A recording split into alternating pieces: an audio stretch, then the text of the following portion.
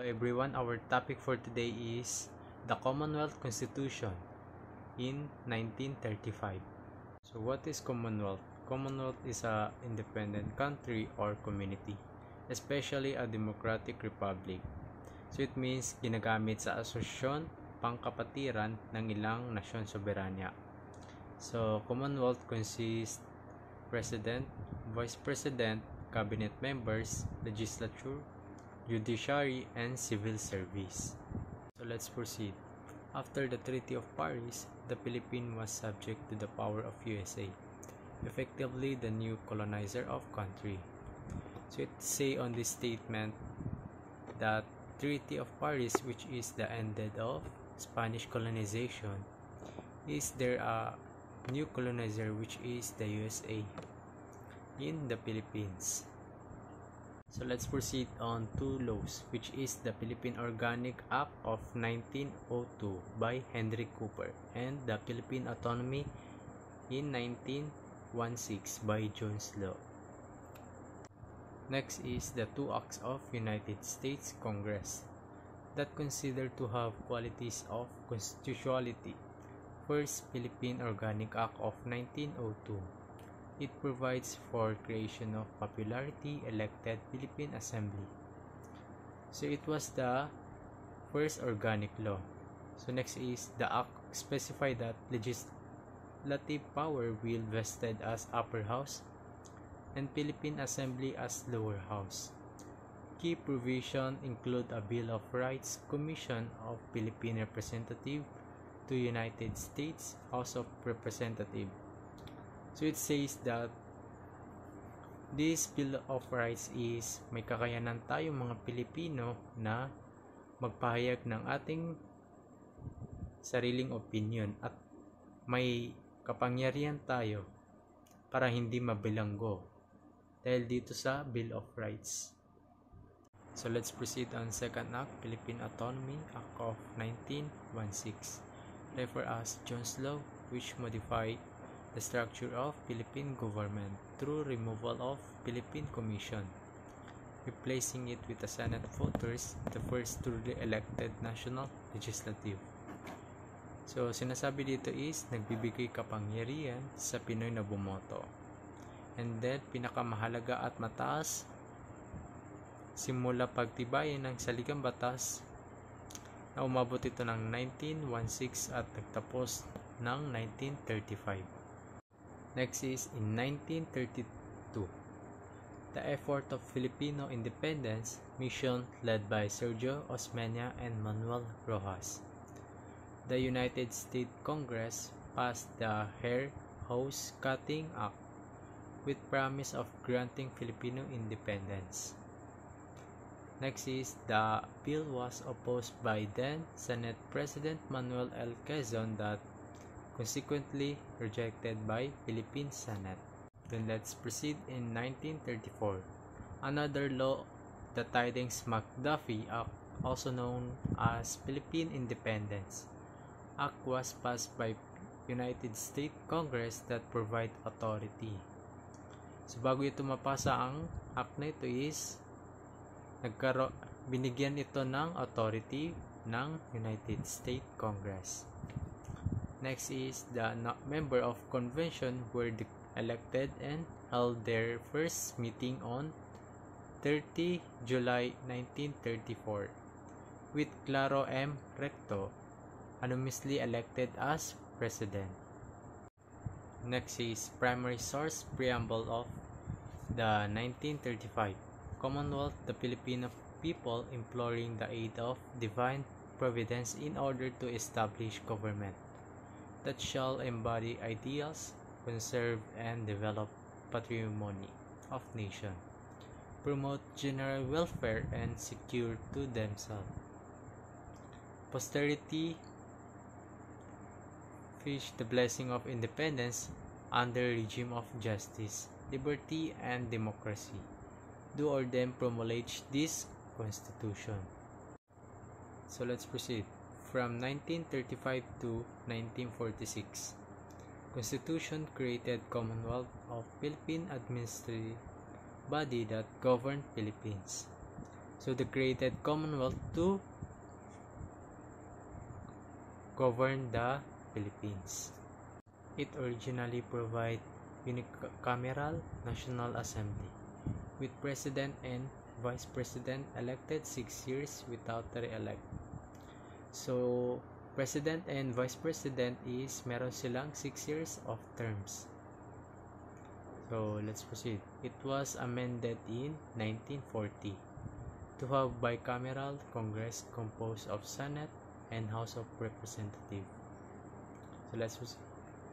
The rights of suffrage were afforded to make citizens of Philippines who are 21 years of age or over able to read and write.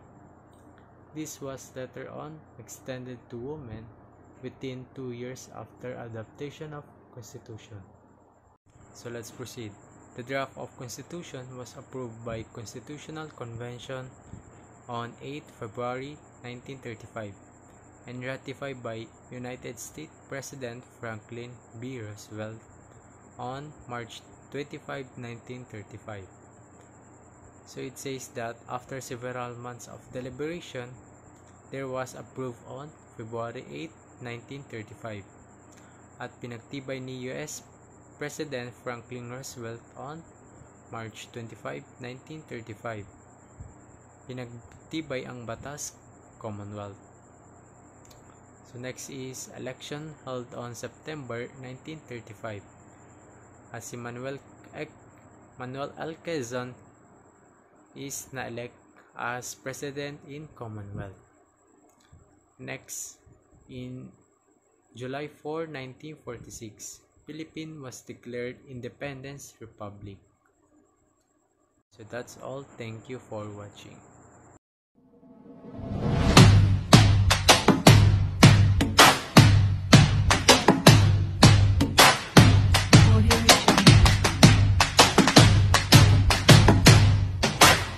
So good day everyone, my name is Norel Amel Marandakan and my topic is all about 1899 Malolos Constitution.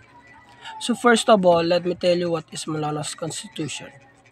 So actually, the first title of the document of the Malolos Constitution was the Political Constitution of 1899. So the Political Constitution of 1899, informally known as the Malolos Constitution, was the constitution of the First Philippine Republic, and it is written by Philip Calderon Roca, a Filipino lawyer, politician, intellectual, known as the father of Malolos Constitution or the main author of this, and also Philip Bonsamino, a infamous Filipino turncoat lawyer, diplomat, and politician. As an alternative to a pair of proposal to the Malolos Congress by Apolinario Mabini and Pedro Paterno, after a lengthy debate in the latter part of 1898, it was promulgated on January 21, 1899. That's why they call 1899 Malolos Constitution. So let's proceed. During the month of August, the year of 1896, Emilio Aguinaldo was the mayor of Cavite Viejo or Kawit, Cavite. So si Emilio Aguinaldo ay ipinanganak sa lokal na elite ng Cavite sa isla ng Luzon sa Pilipinas, at ang kanyang ama ay naging alkalde ng Kawit, Cavite or naging mayor ito ng Kawit, Cavite. At sa oras ng kanyang kamatayan noong 1878, isang post na si Aguinaldo mismo ang gaganapin noong taong 1896. He was the local leader of Katipunan. So that the same year, Aguinaldo joined the secret Nationalist Brotherhood Katipunan founded by Andres Bonifacio. So the month of December 1897, signed an agreement called Pact of Biak na Bato with Spanish Governor General. So the Pact of Biak na Bato, signed on December 14, 1897, created a truce between Spanish Colonial Governor General Fernando Primo de Rivera, the revolutionary leader Emilio Aguinaldo to end the Philippine Revolution. Aguinaldo and his fellow revolutionaries were given amnesty and monetary indemnity by the Spanish government, in return for which the revolutionary government would go into exile in Hong Kong. Aguinaldo had decided to use the money to purchase advanced firearms and ammunition, later on return the archipelago. He made agreements with the representatives of the American consulates and of Commodore George Dewey to return to the Philippines to assist the United States in the war against Spain. Noong una sa Hong Kong at pagkatapos ay sa Singapore, nakipag-ayos siya sa kinatawan ng mga konsulado ng Amerika at ni Commodore George Dewey na bumalik sa Pilipinas upang tulungan ng Estados Unidos sa digmaan laban sa Espanya. So next is History of the Philippine Revolutionary Government. The Malolos Congress. July 18, 1898, Emilio Aguinaldo issued a decree asking for the election of delegates to the Revolutionary Congress. 5 days later, another decree was being promulgated which declared that Aguinaldo would appoint representatives of the Congress. He appointed 50 delegates in all, and Aguinaldo assembled the Revolutionaries Congress at Barasoyan Church in Malolos, Bulacan on September 15, 1898.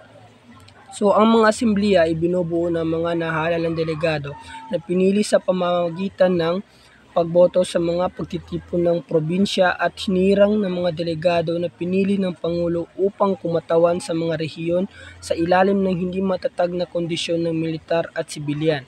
Binuksan ang Revolusyonaryong Kongreso noong September 15 sa taong 1898 sa Barasoyan Church sa Malolos, Bulacan at si Pangulong Emilio Aguinaldo ang namuno sa pampugad na sesyon ng Asembleya.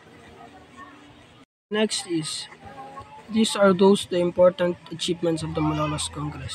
In September 29, 1898, ratified the Declaration of the Philippine Independence held at Kawit, Cavite on June 12, 1898.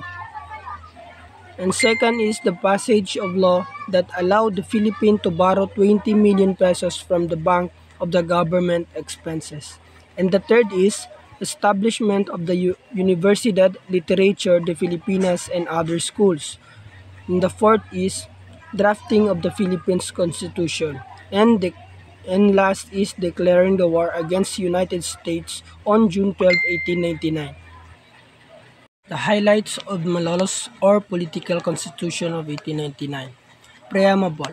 We, the representatives of the Filipino people, lawfully convened in order to establish justice, provide for the common defense, promote the general welfare, and ensure the benefits of the liberty, imploring the aid of the sovereign legislator of the universe for the attainment of these ends, have voted, decreed, and sanctioned the following political constitution. So the first is the 27 Articles of Title Number 4 detail the natural rights and popular sovereignty of Filipinos, the enumeration of which not imply the prohibition of any other rights not expressly stated.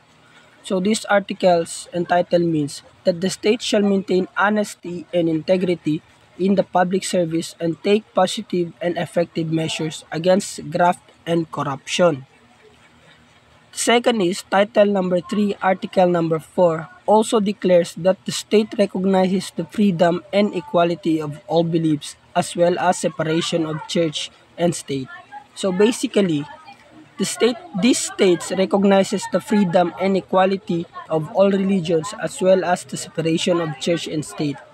Kinikilala ng mga estado ang kalayaan at pagkakapantay-pantay ng lahat ng relihiyon, gayon din ang paghiwalay ng simbahan at estado. So the third is, the three-form government according to Title 2, Article Number 4 is to be popular, representative, alternative, and responsible, and shall exercise three distinct powers, namely legislative, executive, and judicial.